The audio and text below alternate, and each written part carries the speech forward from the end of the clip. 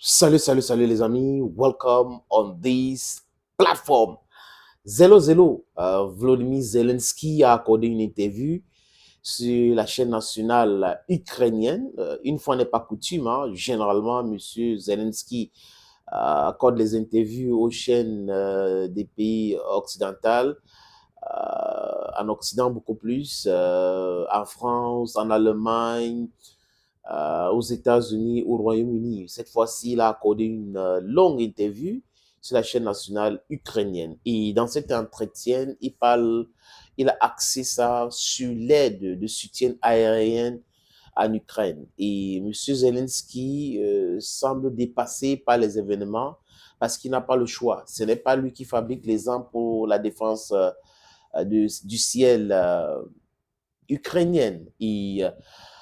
Vous savez que dernièrement, c'était le sommet de l'OTAN, le 75e anniversaire de cette organisation que beaucoup de personnes trouvent dangereuse par son bilan. Son bilan est catastrophique. Les attaques à Yougoslavie, en Serbie, on peut parler de l'Afghanistan et abandonné dans l'insécurité. On peut parler de l'Irak. C'est les pays qui ne font pas partie de l'OTAN qui ont été attaqués par l'OTAN.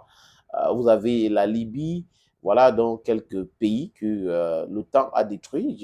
Je sais que la liste est longue. Bah bon, je sais juste ce que je peux retenir tout de suite en parlant de cette histoire. Et M. Kouliba, qui est le ministre des Affaires étrangères de l'Ukraine, avait fait le déplacement. Il était à Bruxelles. Il a rencontré Antonio Blinken. Anthony Blinken, qui est le ministre américain des Affaires étrangères, on l'appelle le secrétaire d'État. Et Anthony Blinken a rassuré M. Kouliba que l'Ukraine va intégrer l'OTAN. L'Ukraine intégrera l'OTAN. Et moi, je me suis posé la question, c'est vague comme langage, c'est-à-dire que l'Ukraine va intégrer l'OTAN. Va, ça ne veut pas dire demain ou après-demain.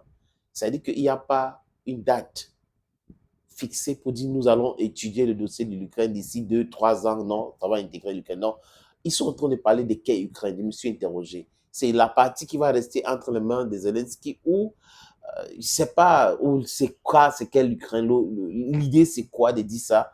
Bon, je pense que vous êtes mieux étudiés hein, parce que j'ai des gens très intelligents qui regardent les différentes productions sur ces différentes plateformes. Merci beaucoup les amis, merci pour les encouragements. Zelensky parle des attaques des missiles balistiques supersoniques et drones russes sous le ciel ukrainien. Et il dit que la Russie a intensifié les attaques contre l'Ukraine. La Russie détruit systématiquement les centrales thermiques, électriques et tout le système électrique dans le pays. Et la Russie bombarde les caches d'armes aussi, les entrepôts, etc., etc. Dans le ciel ukrainien qui est comment je vais dire ça, qui est infesté, qui souffre des missiles ukrainiens, russes, je voulais dire les amis, devrait normalement avoir des missiles pour abattre les drones, pour abattre ces différents missiles-là. Et Zelensky dit que le stock est en train de finir. C'est pas moi aller écouter ce qu'il dit. Il dit que le stock est en train de finir. Parce que les Russes tirent véritablement. Et le stock finit déjà. Vous comprenez pourquoi Kouliba est en train de parler des patriotes. Tous les jours, Zelensky parle de patriotes. Oh, envoyez-nous les patriotes. Oh, nous voulons les patriotes. Nous voulons les patriotes parce que c'est compliqué pour nous. On n'arrive pas à défendre le ciel ukrainien. Nous voulons défendre le ciel ukrainien. Et ces patriotes sont aussi en danger. Et un patriote, les amis, coûte 2 milliards de dollars. 2 milliards de dollars. Imagine donc qu'on a détruit, la Russie avait détruit 2 la dernière fois. Ça fait 4 milliards de dollars. Et si les Américains envoient encore et qu'on touche ça, c'est compliqué. Et les Américains, donc maintenant, traînent les pieds, ils traînent les pas, ils ne veulent pas envoyer. Voilà le Congrès et tout. Donc, c'est un truc que les gars ont pensé. Même Joe Biden ne parle pas trop de l'Ukraine aujourd'hui. Il est focus sur les élections futures. Donc, les histoires d'aider l'Ukraine, ce n'est pas trop ça aujourd'hui au niveau de l'administration Biden. Et c'est ce qu'on avait dit à Zelensky, on l'avait prévenu. Et Les Américains sont en train d'encourager certains pays donc, qui ont les batteries antiaériennes patriotes d'envoyer en Ukraine. Mais ces pays-là ont besoin de ce patriote-là aussi pour défendre leur ciel. Vous voyez? Mais le tout, ce n'est pas d'envoyer les engins en Ukraine, c'est aussi d'envoyer les missiles. Est-ce que les Américains produisent suffisamment pour pouvoir envoyer et gaspiller comme ça en Ukraine? C'est la question qu'il faut se poser. Parce que tout le monde sait aujourd'hui que la quantité de missiles que les Ukrainiens utilisent sont vraiment au-dessus de la production des pays occidentaux. Pays occidentaux, c'est comme ça, non? Ouais. Oui, les pays de l'OTAN. Disons ça comme ça, les amis. Et donc, vous ne pouvez pas demander quelque chose. Donc, vous tirez plus que la production locale. Ils vont prendre donc les missiles pour vous donner. Et Zelensky dit que l'Ukraine va reculer beaucoup dans le front si ça continue comme ça. Donc, sinon pas des missiles antiaériens, sinon pas le système de défense antiaérien pour placer partout, parce qu'il craint quoi? Il craint la prise de Kharkiv. Il craint la prise de Soumy, parce que ces villes, actuellement, où je vous parle, les amis, sont bombardées sérieusement par les Russes. Parce qu'apparemment, c'est à travers ces villes-là que les Ukrainiens envoient les drones, envoient les missiles à Belgorod, à Brunsk et tout ça, donc différentes villes frontalières avec l'Ukraine. Donc, les Russes ont donc décidé d'en découdre, de mettre un terme à cela. Et là, les amis, les plaintes ont déjà commencé. Ça commence comme ça. On a besoin de ceci. Si vous nous envoyez ça, on va envoyer-nous ça. Si on n'a pas ça, ça sera compliqué pour nous. C'est déjà compliqué, les amis.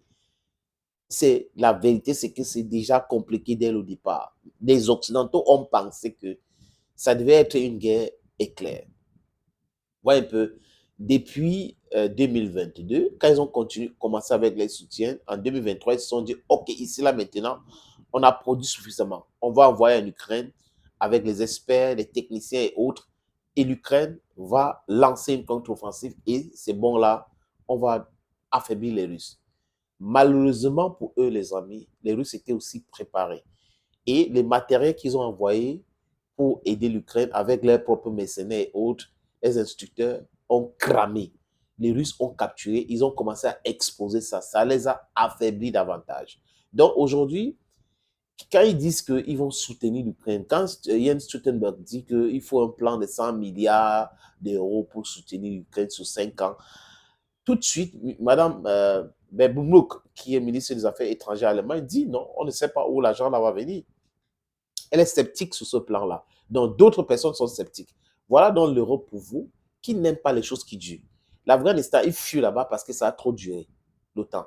L'Irak, il fuit là-bas parce que ça a trop duré. L'Ukraine, ils vont fuir encore parce que ça a trop duré et Poutine le sait très bien. Poutine sait que ce n'est pas des gens résilients. Ils aiment les victoires éclairs et tout, mais ils ont trouvé un mauvais client. Et le client actuel s'appelle la Russie. Ils sont dans les têtes conscients aujourd'hui que l'Ukraine ne peut jamais gagner une guerre contre la Russie. Je vais citer encore Laurent Gbagbo qui a dit, ceux qui pensent ou qui ont pensé une seconde que l'Ukraine pouvait battre la Russie sont des gens qui sont dans des rêves cauchemardesques. Il faut être animé de quelque chose qu'on ne peut pas décrire pour dire que l'Ukraine pouvait battre la Russie. Et regardez l'Europe. L'Europe se sent affaiblie aujourd'hui ou est faible aujourd'hui à cause de ce conflit-là. Les Américains sont déjà fatigués d'envoyer les armes tous les jours et qu'on crame les armes. Voilà la situation sur le terrain. Zelensky demande, il demande, il demande. Like Oliver Twist, he wants more. He wants again and again. He's asking for more. Thank you, friends, for watching. Thank you again and bye-bye.